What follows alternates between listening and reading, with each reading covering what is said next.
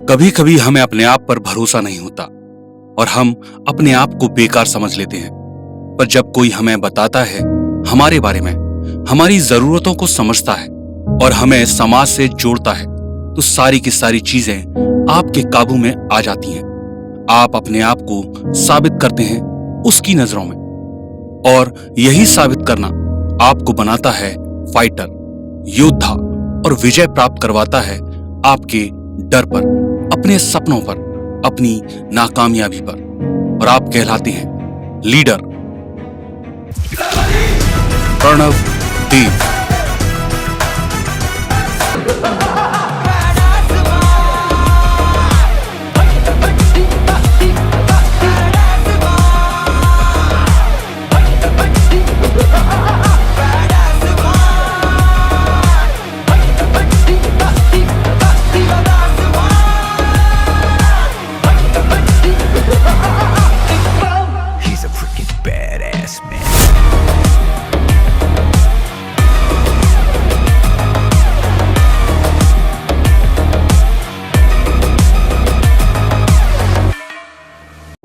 शिलोंग, बारापत्थर, मेघालय, यही शहर जहां स्वर्गीय श्री बेनीलाल देव अपनी पत्नी स्वर्गीय श्रीमती पुष्पा देव के साथ रहते। श्री बेनीलाल प्राइवेट जॉब करते और पुष्पा घर को संभालती। 3 बच्चों के माता पिता। 8 जनवरी 1984 को इन्हीं के घर जन्म हुआ प्रणव देव का। अपने भाई बहनों में सबसे छोटे। पिता का काम तो था, पर आय कम थी। इसी आय में घर के साथ तीनों बच्चों को पढ़ाने का प्रयास करते और इसी दौरान अपने बेटे प्रणव का हिंदू मिशन स्कूल शिलोंग में दाखिला करा दिया। 1 से 10वीं तक की शिक्षा पूरी हुई। जब 9वीं क्लास में आए तो साथ पढ़ने वाली रत्ना से दोस्ती हुई और साथ ही हाई स्कूल मैट्रिक की शिक्षा पूर्ण की। यही वो समय था जब पिताजी का देहांत हो गया। आगे की पढ़ाई मुश्किल थी, पर बड़े भाई ने अपनी पढ़ाई को छोड़ प्रणव की पढ़ाई को आगे बढ़ाया। घर की सारी जिम्मेदारियां ले ली। 11वीं तक की शिक्षा को पूरा किया कॉमर्स कॉलेज से, पर आगे की पढ़ाई संभव नहीं हो पाई तो ड्रग डिस्ट्रीब्यूटर के यहाँ नौकरी करने लगे।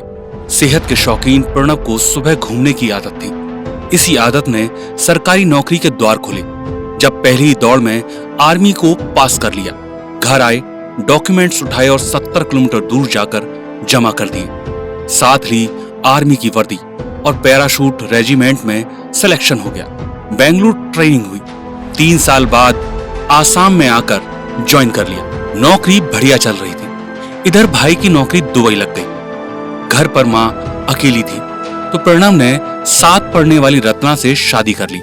30 नवंबर 2008 माँ कामाख्या देवी का आशीर्वाद लिया और रत्ना और प्रणव ने अपने प्रेम को मंजिल तक पहुंचाया।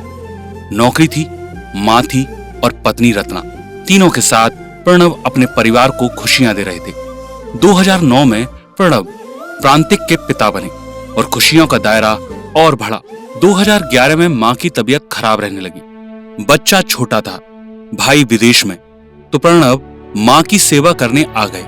हालात ऐसे बने कि फिर नौकरी पर जाना संभव नहीं था। 2 साल गुजर गए।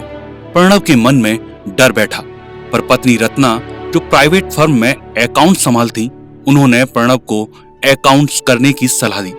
पत्नी का साथ मिला तो मन मजबूत हुआ। टैली की और प्राइवेट फर्म में अकाउंट की नौकरी करने लगे। अब समय अपने आप को समय देने का था, दोस्तों के साथ मिलना। इसी समय दोस्त के परिचित ने दोस्त को एक प्लान के लिए बुलाया, पर दोस्त ने प्रणव को टाइम पास करने के लिए भेज दिया। नरेश चंद्र ने सेफ शॉप का प्लान दिखाया। एक फौजी ने दूसरे फौजी को समझा। प्लान को देखकर उसे ज्वाइन कर लिया। बचपन से ही प्रणव बड़े सपने देखते थे। उसे बिना देर किए पत्नी रत्ना के नाम से ज्वाइन कर लिया और काम करने लगे, पर बिना समझे काम करना मुश्किल था। दोस्त और रिश्तेदार दूर होने लगे। अब मन में उनको खोने का बोध था और असफलता का डर।